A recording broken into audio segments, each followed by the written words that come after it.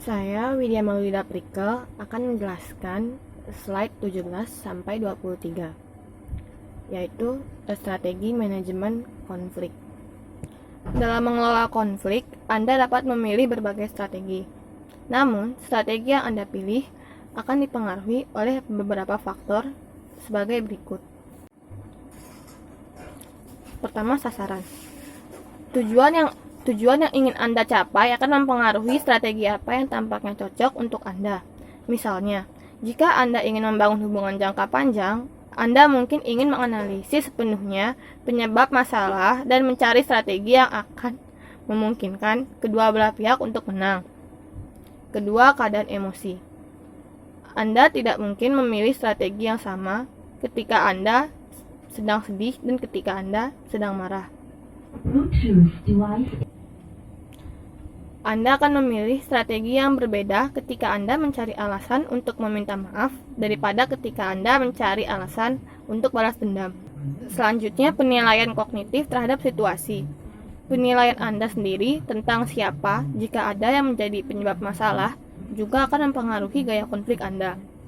Anda juga dapat menilai kemungkinan dampak dari berbagai opsi Anda. Selanjutnya, ada kompetensi kepribadian dan komunikasi. Jika Anda pemalu dan tidak tegas, Anda mungkin cenderung menghindari konflik daripada menghadapinya secara terang-terangan. Terakhir adalah sejarah keluarga. Sejarah keluarga Anda akan mempengaruhi strategi yang Anda gunakan. Topik yang Anda pilih untuk diperjuangkan juga berdasarkan sejarah keluarga Anda. Selanjutnya, strategi pertama yaitu strategi menang kalah dan menang-menang. Win-lose and win-win strategies. Solusi menang-menang adalah yang paling diinginkan.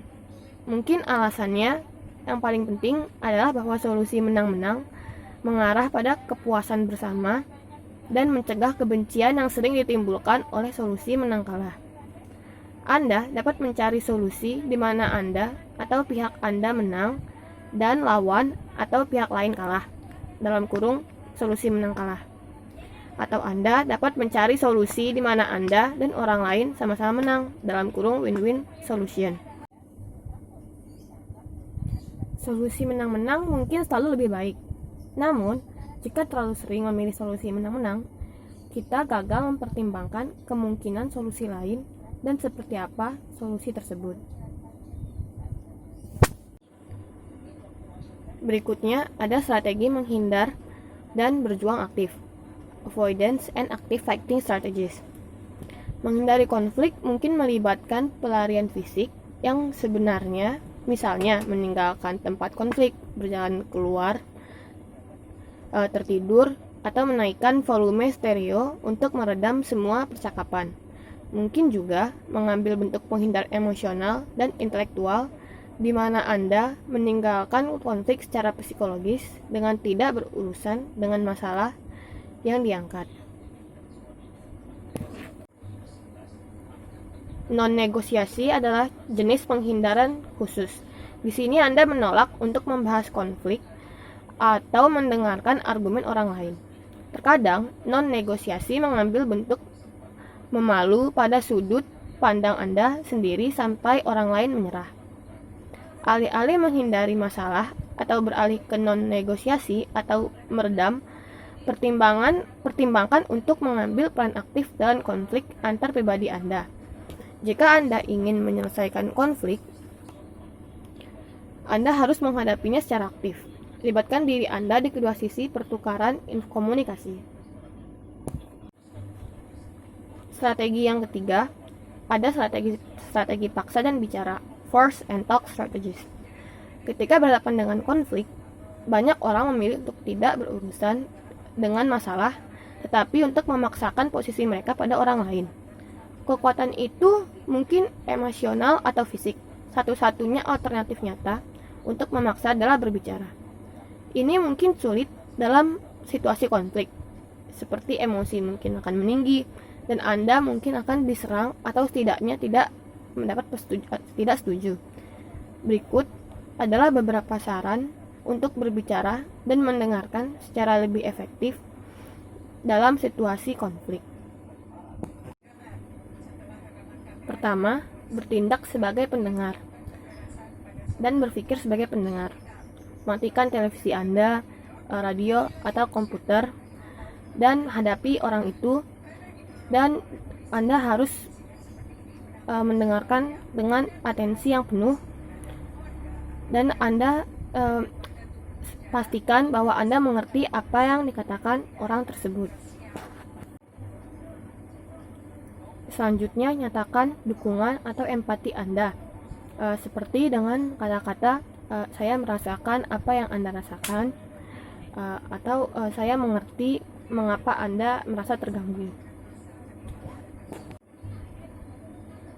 Selanjutnya, strategi menghilangkan wajah dan meningkatkan wajah. Face detracting and face enhancing strategies.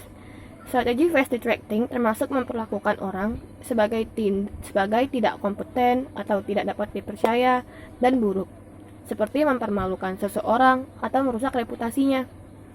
Salah satu strategi face detracting, namun merusak citra seseorang, adalah belt lining.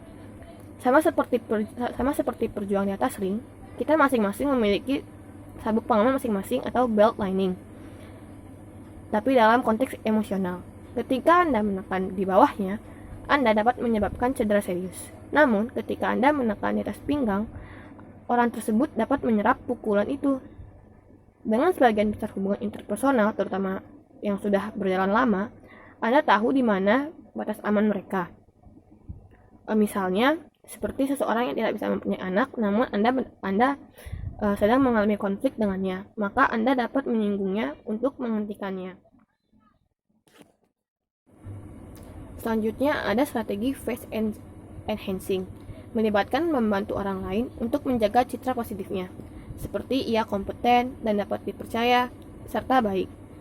Sangat baik untuk menjaga citra baik seseorang, karena mungkin akan membuat konflik di masa depan dengannya menjadi berkurang.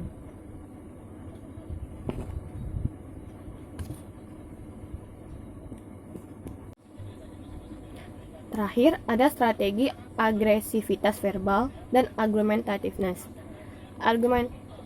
Agresivitas verbal adalah strategi konflik tidak produktif di mana satu orang mencoba untuk memenangkan argumen dengan menimbulkan rasa sakit psikologis dengan menyerang konsep diri orang lain, termasuk menyerang kemampuan, latar belakang, dan penampilan fisik seseorang, dan menggunakan berbagai lambang nonverbal, termasuk umpatan, caci maki, dan lainnya.